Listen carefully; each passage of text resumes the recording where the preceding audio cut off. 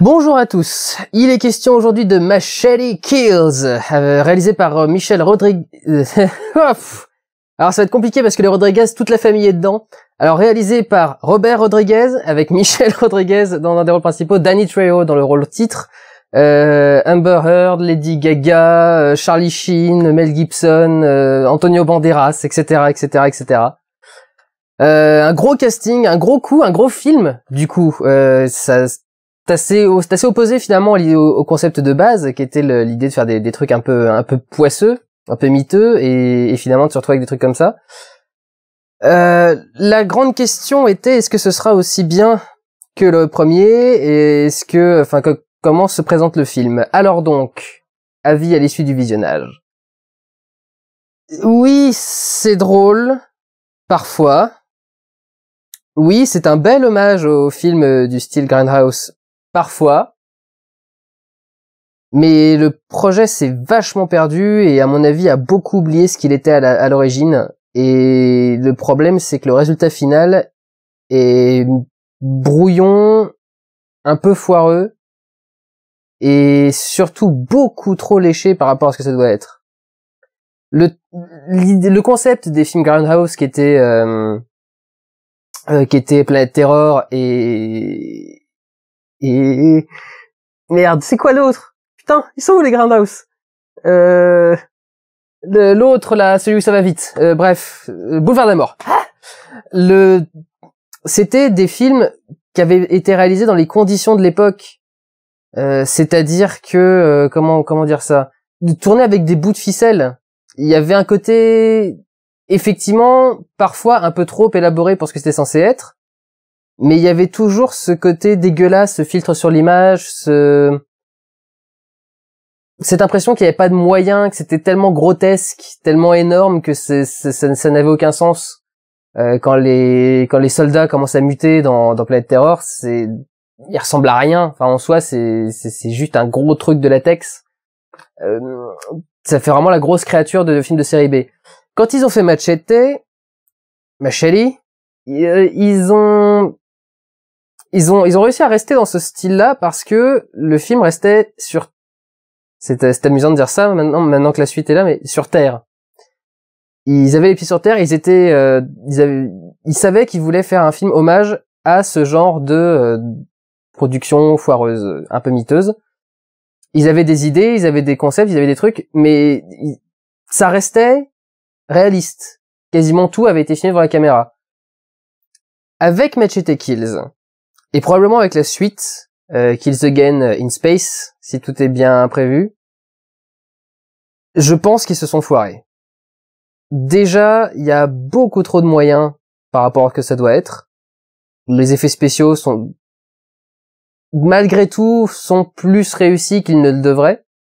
Je sais pas si vous avez vu, je suis tombé sur Triassic Attack l'autre jour sur Energy 12, où les gens sont attaqués par des dinosaures revenus à la vie, mais pas des dinosaures revenus à la vie genre Jurassic Park, parce que c'est encore plus compliqué de le faire. Non, juste les os qui flottent debout et qui reforment le dinosaure de l'époque.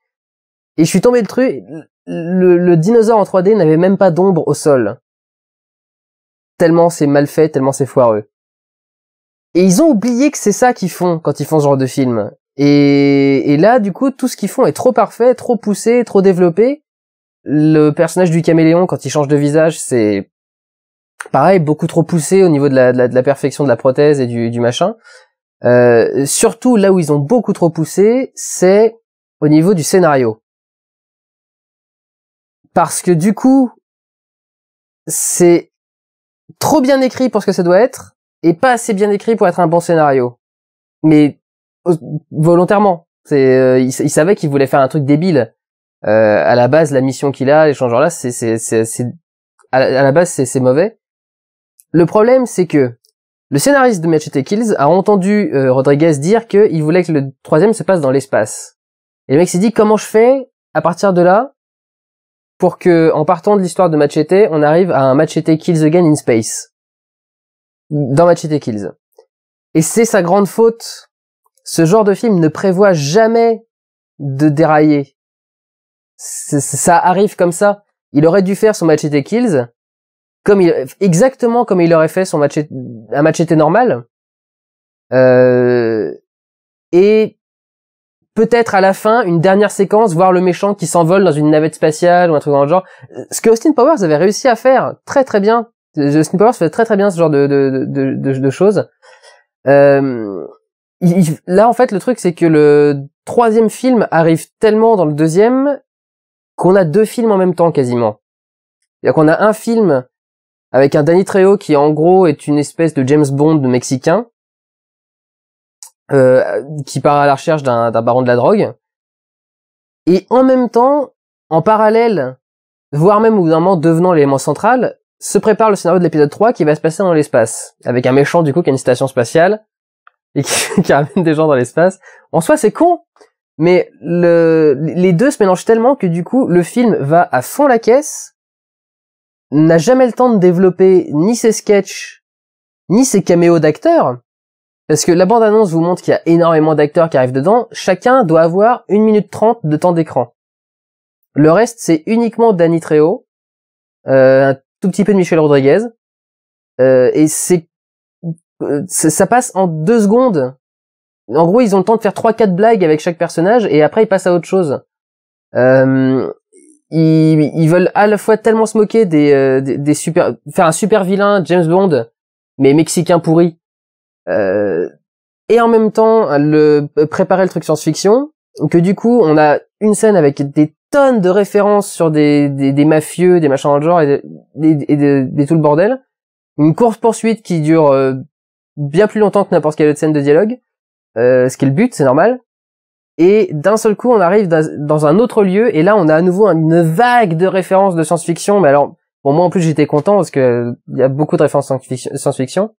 C'est du basique, hein, c'est du Star Wars, du Star Trek, mais quand même, c'est déjà là. Et ce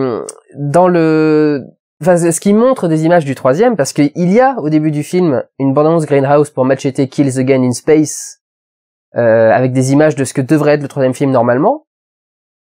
Et quand on voit le truc, c'est pas Machete Kills Again in Space, c'est Turkish Star Wars ou Mexican Star Wars.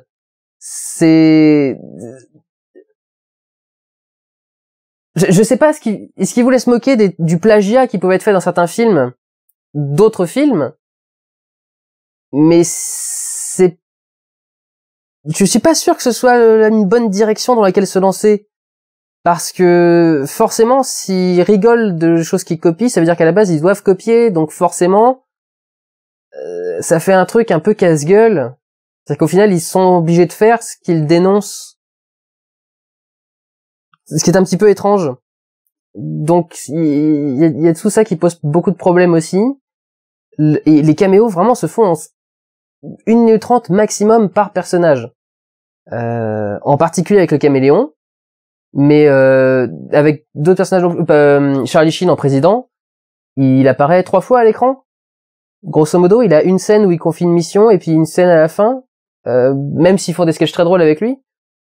Le truc est là, c'est que c'est à la fois drôle, il y a à la fois des trucs qui sont très réussis, qui sont bien gérés, et à la fois des trucs qui sont complètement ratés et qui sont un peu lourds. Moi, il y a des moments où je me suis un peu fait chier.